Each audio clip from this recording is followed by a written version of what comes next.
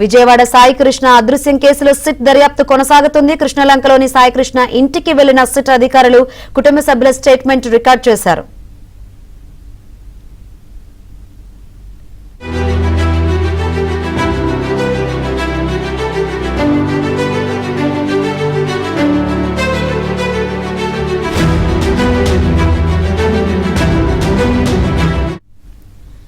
సాయికృష్ణ అదృశ్యం కేసులో సిట్ దర్యాప్తు కొనసాగుతుంది. కృష్ణలంకలోని సాయికృష్ణ ఇంటికి వెళ్లిన సిట్ అధికారులు కుటుంబ సభ్యుల స్టేట్మెంట్ రికార్డ్ చేశారు. సిట్ అధికారుల విచారణ సంబంధించి మరిన్ని వివరాలు మా ప్రతినిధి ప్రసాద్ అడిగి తెలుసుకుందాం. ప్రసాద్,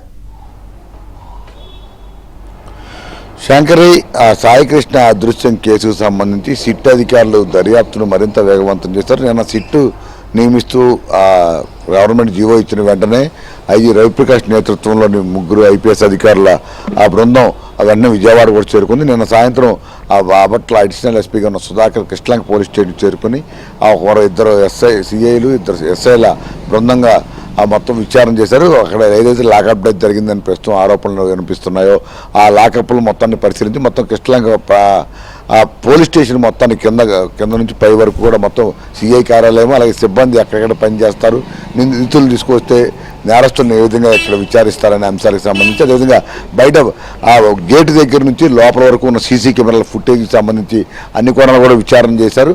అదేవిధంగా ఇప్పటివరకు విచారణ చేసిన ఏసీపీ దయప్రసాద్ నుంచి కూడా మరింత సమాచారం తీసుకోవడంతో పాటు ఇప్పటివరకు ఆయన స్టేట్మెంట్లు అన్నీ కూడా స్వాధీనం చేసుకుని వాటిని కూడా పరిశీలించారు. ఇక ఈరోజు వచ్చేప్పుడు ఉదయం ఆ సాయికృష్ణ నివాసానికి వెళ్ళారు. ఇంటి దగ్గర తల్లి విజయలక్ష్మితో పాటు మేనమావులు నాగేశ్వరరావు, నవరంగలు కూడా విచారించారు. మొత్తం వారికి ఉన్న అనుమానాలు, అదేవిధంగా ఈ కేసుకు సంబంధించి మే 9 మార్కాపురంలో అదృశ్యమైన పోలీసులు తీసుకువెళ్లారు.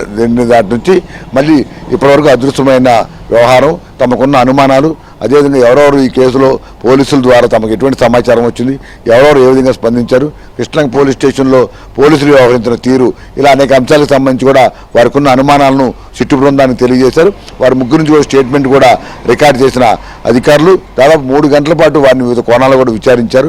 ఆ తర్వాత బయటకు వచ్చి తర్వాత కూడా వెళ్లే సమయంలో మీడియా ప్రతినిధులు అడగ ఈ ప్రస్తుతం కేసు దర్యాప్తు చేస్తున్న నేపథ్యంలో ఎటువంటి వివరాలు వెల్లడించలేమని కూడా అక్కడి నుంచి వెళ్ళిపోయారు. ఇక ఈ కేసులో కీలకంగా ఎవరైతే ఆరోపణలు ఎదుర్కొన్నారో సిఐ నాగరాజును కూడా ఈరోజు విచారించే అవకాశం ఉందని కూడా చెప్తున్నారు. ఒకవేళ విచారణ తర్వాత కూడా ఆయన అరెస్ట్ చేసే అవకాశం ఉందని కూడా చెప్తున్న పరిస్థితి. ఒకవైపు సిట్టు అన్ని కోణాల్లో దర్యాప్తు చేస్తుండగా మరోవైపు నాగరాజుకు మద్దతుగా రోజుకి పెద్ద ఎత్తున ప్రజలు రోడ్లపైకి వస్తున్న విభిన్నమైన పరిస్థితి కూడా మనకు కనిపిస్తూ ఉంది. నిన్న సాయంత్రం కొవ్వొత్తుల ర్యాలీ ద్వారా తమ సంఘీభావం ప్రకటించిన ప్రజలు ఈరోజు జాతీయ రహదారిపై బైఠాయించి నాగరాజు వంటి అధికారిపై చర్యలు కరెక్ట్ కాదంటూ కూడా నినాదాలు చేశారు.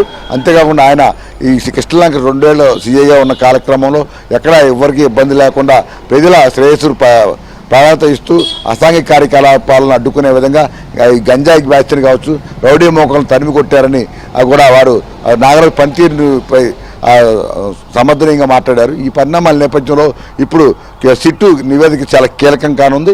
సిట్టు ఈ మొత్తం దర్యాప్తు పూర్తి చేసిన తర్వాత నాగరాజును కూడా విచారించిన తర్వాత ఈ సిట్టు ఏ అంశాలు పొందుపరుస్తుంది, ఎవరెవరిని దోషులుగా చేస్తుంది, అదేవిధంగా ఇందులో మరో వ్యవహారం టాస్క్ ఫోర్సు సిఐ నవీన్తో పాటు మరో 2 కూడా ఈ కేసులో విచారణ చేశారని, అక్కడి నుంచి మార్కాపురం నుంచి వాళ్ళే తీసుకొచ్చారని కూడా ప్రస్తుతం వినిపిస్తూ ఉంది.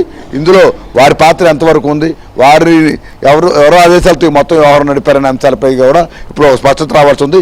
2-3 రోజుల్లో సిట్టు అన్ని కోణాల్లో ఇలా విచారించిన తర్వాత నివేదికను ప్రభుత్వానికి అందజేస్తుంది. దాన్ని బట్టి ప్రభుత్వం చర్యలు తీసుకునే అవకాశం ఉంది. ఈ 2 రోజులు మాత్రం ఇదే సస్పెన్స్ అయితే కొనసాగే అవకాశం ఉంది. Right, thank you Prasad.